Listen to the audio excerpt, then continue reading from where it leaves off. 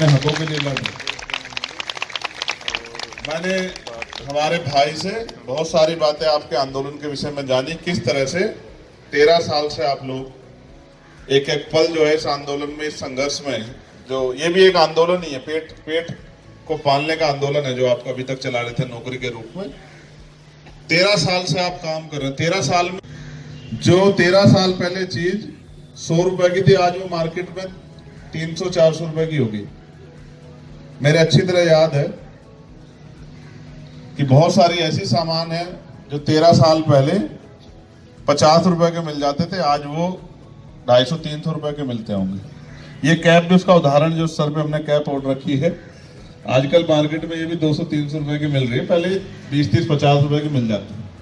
यानी कि कई गुना जो है दाम बढ़ गए। पेट्रोल डीजल के दाम 50-60 रुपए करीब होते, तब 100 रुपए के लगभग है।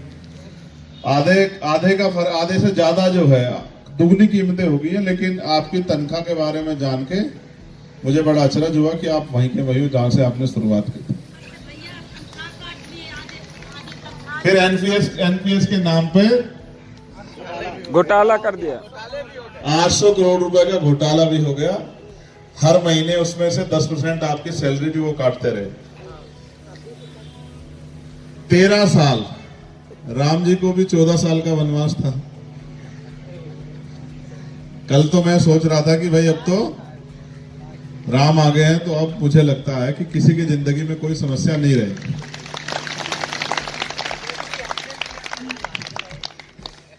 कोई भूखा नहीं सोएगा, किसी के पास पहनने के लिए कपड़े की दिक्कत नहीं होगी, किसी बहन बेटी का रेप हत्या नहीं होगी, अत्याचार नहीं होगा, किसी को घर में जलाया नहीं जाएगा, सताया नहीं जाएगा, किसी की वेतन विसंगतियां नहीं होगी, किसी के साथ घोटाला नहीं होगा, क्योंकि अब तो न्याय होना चाहिए। ऐसे मुझे भी उम्मीद है, मगर हो सकता है कि ये गलतफहमी हो जाए, लेकिन मेरी आशा है कि कुछ बदले। लेकिन उससे ज्यादा बदलेगा इस तरीके, जिस तरीके से आप लड़ रहे हो। मैंने आपकी मांगे पढ़ी, आपकी सारी मांगे जायज है, और आपने जिन अधिकारियों से बात की उन्होंने भी आपको आश्वस्त किया होगा कि आपकी मांगे जायज। पुनरीक्षित वेतन, एनपीएस खाता, मृतक आश्रितों को नौकरी, चिकित्सा लाभ, अस्थायीकरण, 7वें वेतनमान का लाभ, दीपावली बोनस, एसीपी का लाभ। अभी जब मैंने इसको पढ़ा तो मैं मानता हूं कि अगर आपका अस्थायीकरण वास्तविकता में स्वीकार कर लिया जाए तो आपकी सारी परेशानियां, जो आपकी सारी मांगे हैं, वो एक झटके से पूरी हो जाएगी। क्योंकि जब अस्थायीकरण हो जाएगा तो इन सब का लाभ आपको मिलेगा। अब जिस प्रशासन एडमिनिस्ट्रेशन थे, आपने आपसे 3 दिन का वादा किया, वो आपकी क्यों नहीं सुन रहा है? आपको अपनी बात रखने पे झूठे मुकदमे आपके ऊपर क्यों लगाए जा रहे हैं? आपको जेल में बंद करने का क्यों प्रयास किया जा रहा है? इसमें मुझे ऐसा लगता है कि सरकार ये चाहती है कि आप हार के घर चले जाओ। क्या आप हारने के लिए यहां बैठे हो? नहीं। मैं मानता हूं कि सरकार इतनी आसानी से सुनती नहीं। आप ये महसूस करो, आप सहारनपुर में नहीं बैठे हो, आप बागपत में नहीं बैठे हो, आप मुजफ्फरनगर में नहीं बैठे, आप सिद्धार्थनगर नहीं बैठे हो, आप लखनऊ बैठे हो, प्रदेश की राजधानी है, और यहां से मुख्यमंत्री चंद कदम पर रहते हैं। आप महसूस करो, अगर वास्तविकता में मुख्यमंत्री आपको सुनना चाहते, बहुत जिम्मेदारी से कह रहा हूं, तो 37 दिन वो आपको इस ठंड से लड़ने के लिए यहां बैठने नहीं देते। अगर सच में मुख्यमंत्री आपकी तरफ देख रहे होते, सोच रहे होते, आपकी पीड़ा को समझ रहे होते, तो 37 दिन आपको यहां यूं मरने के लिए नहीं छोड़ते। अगर वास्तविकता में इस देश में महिलाओं को देवी समझा जाता, तो 37 दिन इन बहनों माओं को यहां जो है कपकपाती ठंड में नहीं बैठना पड़ता। मैं आपको बहुत जिम्मेदारी से बात कह रहा हूं, ऐसे नहीं मानेगी सरकार, लेकिन मानेगी जरूर, इस बात को आप याद रखें। आप एक तारीख तय कर लो, और वो तारीख में यहाँ हमारे सीनियर लोग खड़े हैं, डॉक्टर आकिब साहब और अमित जी, अनिकेत जी, सौरभ जी, आप इनसे वो तारीख तय करवा के वेरीफाई करवा लो। मैं खुद आऊंगा आपकी लड़ाई को आगे बढ़ाने के लिए, और हम लोग वहीं चलेंगे जहां के बैठे नेताजी को हमारी बात नहीं सुनाई दे रही। और आप विश्वास करो, जितनी तादाद में आप आओगे उससे ज्यादा तादाद में हमारी पार्टी के लोग यहाँ रहेंगे, आपके पीछे खड़े होंगे, और हम लोग आपके साथ चलेंगे, और हम ये बताएंगे कि किस तरह से हक के लिए उठने वाली आवाजों को सरकार कुचलने का काम कर रही है। सरकार को लगता है अगर कुचलने का काम किया जाएगा, जो अपने हक के लड़ रहे कोई बोलेगा नहीं, तो ये बात गलत है। मैं आपको कहूंगा कि आप अपनी लड़ाई को जारी रखें, क्योंकि ये ऐसे नहीं मानेंगे। आप यहां बैठे रहोगे तो नहीं मानेंगे। कुछ जा रहा है क्या उनका? भाई अगर उनको कोई परेशानी नहीं हो रही तो फिर आप उनको क्या फर्क पड़ता है? अगर वो इतने सुनने वाले होते तो 37 में सुन लेते, नहीं सुन लेते? अगर किसी मंत्री जी का मामला होता, विधायक जी का मामला होता, किसी अधिकारी का मामला होता तो 37 घंटे में सुनवाई हो जाती। ये मामला उन गरीबों का है जिनके पेट इस नौकरी से पल रहे हैं। सरकार देने से तो गई, सरकार देने से तो गई, सरकार छीनने पर उतारी होगी। ये है सरकार का सच। अच्छा तो ये होता कि वो आपको कहते कि आप काम पे पहुंचो, आपकी मांगे जायज है, इनको पूरा करके हम लोग देंगे। अच्छा तो ये होता। मैं अभी गया था, कहा मरीन ड्राइव, वही एक कर्मचारी मुझे मिले अभी।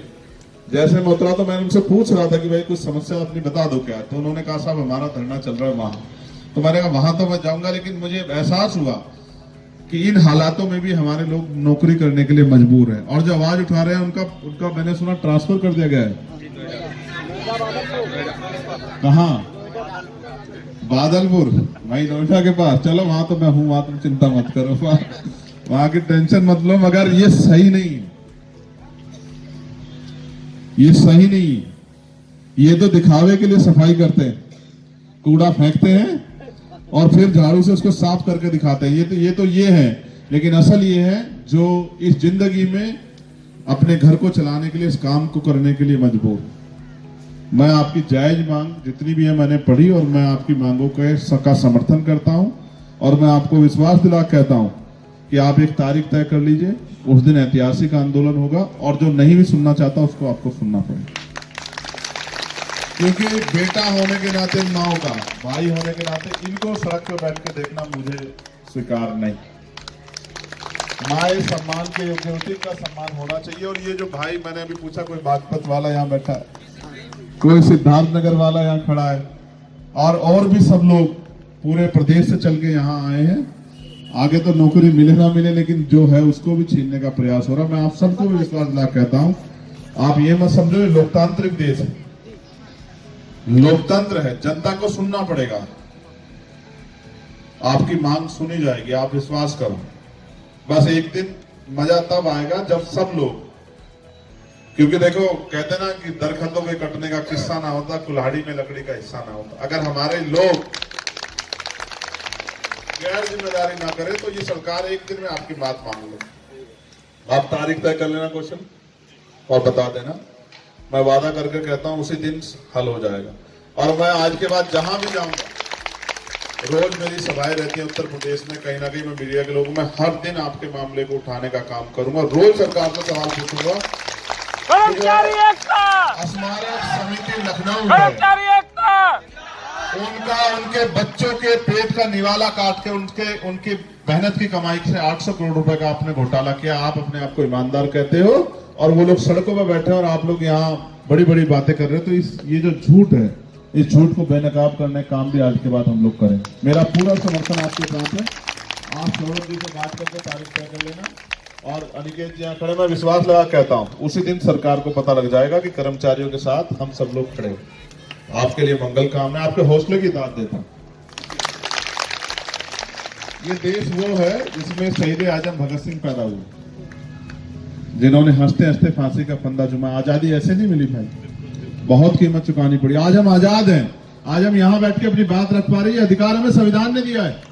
ये राजतांत्रिक देश नहीं है कि राजा जो चाहेगा वही होगा। वो होगा जो जनता चाहेगी। आपके पैसे से चलता है देश, आपके पैसे चल रहा है प्रदेश। आप भले 26,000 रुपए की नौकरी करते हो, लेकिन आप जो टैक्स देते हैं उसी से चलता है प्रदेश। मुख्यमंत्री नहीं लाते जेब से पैसे, मंत्री जी नहीं लाते जेब से पैसे।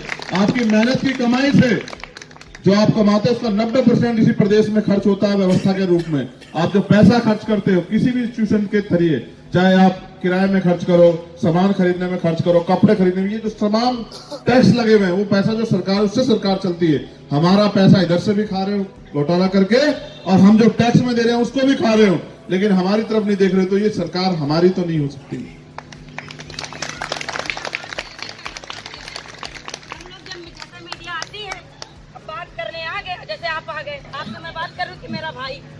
और मैं जब बात कर रही हूँ तो मेरा चेहरा देख के यार वीडियो बना के यार देख के वेतन काटा गया। ये चेहरा देख के वेतन काटा गया। ये बात कर रहे हैं। देखो, मैं तो डॉक्टर बाबा साहब अम्बेडकर को मानने वाला हूँ मेरी बहन। बाबा साहब ने कहा किसी भी समाज की तरक्की या किसी भी देश की तरक्की उस देश में रहने वाली महिलाओं की तरक्की से मैं मापता हूँ। जितनी उस देश में महिलाओं की तरक्की हुई है, मैं मानता हूँ उसी देश में उतनी तरक्की हुई। अगर महिलाओं के चेहरे देख के वेतन कटने लगा है, इसका मतलब महिलाओं को भारतीय जनता पार्टी के लोग अशुभ मानते हैं। तो फूंक दे जल जा सारी महिलाएं। ना महिलाएं रहेंगी ना जनसंख्या पैदा नहीं नहीं, होगा। देखो ऐसा है, ये तो प्रकृति ने दुनिया का सबसे अनमोल तोहफा दिया है इस दुनिया को। प्रताड़ित कर रहे हैं भैया। इनसे डरो मत ना। ऐसे अगर वीरांगनाएं डर जाएंगी तो फिर क्या? ये हमारी बहन, नाम क्या है तुम्हारा? बिंदु। परसों पीड़ा